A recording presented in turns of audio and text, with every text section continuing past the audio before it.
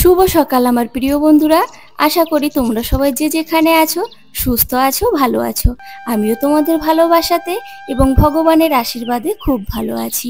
তো বরকে নিয়ে এখন সকাল সকাল স্নান সেরে রেডি হয়ে বেরিয়ে পড়েছি। ট্রেনে করে কোথায় যাচ্ছি বলো তো? আজ তো 6ই এপ্রিল, ঠাকুরনগরের মেলা। এর আগে তো কোনোদিন এত বড় সৌভাগ্য হয়ে ওঠেনি মেলা দেখতে যাবার।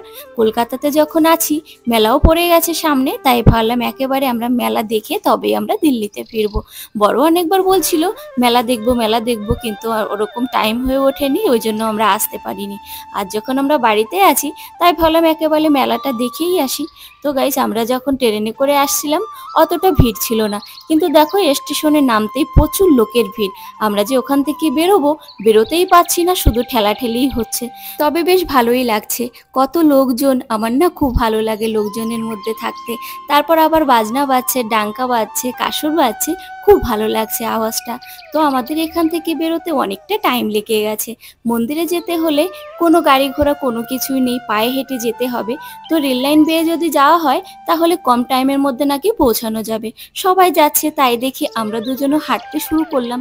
তবে প্রচুর গরম আর রোদ, তো ওই কারণে রেল লাইন না খুব গরম হয়ে আছে। তো যাচ্ছি, যাই হোক, আমি ওই জন্য না একেবারে স্লিপার পরে এসেছি যাতে করে হাঁটতে সুবিধা হয়। ওই দেখো আমি হেঁটেই চলছি, আনন্দ হচ্ছে খুব, জানো তো।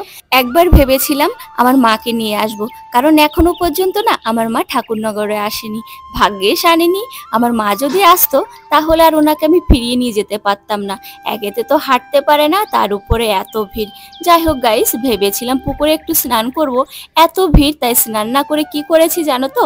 সিঁড়ি বেয়ে পুকুরে নেমে হাতে করে একটু জল তুলে ছিটি নিয়েছি মাথাতে, আর বরকে একটু ছিটি দিয়ে দিয়েছি। বর বলছিল পুকুরে নামবে, তো আমি বললাম আর নামতে হবে না, দেখো এখানে জল তো দেখা যাচ্ছে না, শুধু কাদা। ছিটি নিয়ে নিয়েছো তাতেই অনেক। ওপরে দাঁড়িয়ে দাঁড়িয়ে একটুখানি দেখছিলাম পুকুরে সবাই স্নান করা, দেখো কত লোক স্নান করছে। তারপর কি জানো তো বন্ধুরা, আমার না পুকুরে নামতে ভীষণ ভয় করে, বিশেষ করে ওই কারণে আমি আর পুকুরে নামলাম না, বরকেও তার জন্য নামতে দিলাম না। এখন আমরা চলে এসেছি, এখান থেকে একটু প্রসাদ কিনছি, মানে বাতাসা, প্রসাদ বিতরণ করব। তো এখান থেকে 1 কিলো বাতাসা নিলাম প্যাকেট করা, আর 200 গ্রাম নিলাম। প্রথমে 200 গ্রাম নিয়েছিলাম, তো বর বলছে ওতে হবে না, আর একটুখানি নাও, ওই কারণে বেশি করে নেওয়া হলো। তো সামনে যাকে পাচ্ছি তাকে দিচ্ছি। এখানে একজন গোসাই এসে আমাকে বলছে মা আমাকে একটুখানি প্রসাদ দাও। তো ওনাকে প্রথম প্রসাদ দেওয়া স্টার্ট করলাম, তারপর আমি সবাইকে মানে দিচ্ছি, সামনে যাকে পাচ্ছি, বাদ বাকি ছড়িয়ে দিচ্ছি। অনেকজনকে আমি প্রসাদ দিলাম। তো একজন ভলেন্টিয়ার্স এসে আমাকে কি বলছে জানো তো? দিদিভাই এরকম করে ছড়িয়ে দিও না, লোকে চোখে মুখে লাগতে পারে, যাকে সামনে পাবে তাকে হাতে হাতে দিয়ে দাও, তাতে তোমারও সুবিধা হবে। তো আমি কি করেছি, ওনার কথা মতন সবার হাতে হাতে দিয়েছি। তবে বেশ অনেকজনকে দিতে পেরেছি, তাতেই আমার শান্তি হয়েছে যে আমি আমার মনের মতো সবাইকে প্রসাদ বিতরণ করতে পারলাম। ঠাকুরনগরের মেলাতে শুধু যে ইন্ডিয়ার লোক আছে সেটা কিন্তু নয়, এখানে এসে আমার আরও একটা অভিজ্ঞতা হলো। এখানে এসে না একজন বাংলাদেশি ছেলের সঙ্গে দেখা হয়েছে। এর আগে যখন মাসি বাড়িতে গিয়েছিলাম বিয়েতে, তখন বাংলাদেশ থেকে একটা ছেলে এসেছিল তার বউকে নিয়ে বিয়েতে, মানে আমার দাদার বিয়েতে। তার সঙ্গে হঠাৎ করে দেখা হয়ে গেছে। সে আমাকে দেখে জিজ্ঞাসা করছে দিদি কেমন আছো।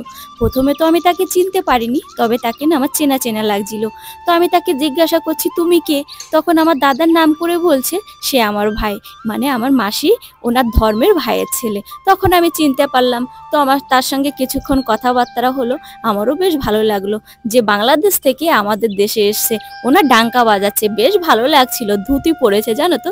তো আমি তাকে বললাম ভাই চলো আমাদের বাড়িতে, আমাদের বাড়ি এখান থেকে বেশি দূরে নয়। তো বললো না দিদি যেতে পারবো না, পরে যখন আসবো তখন অবশ্যই যাব তোমাদের বাড়িতে।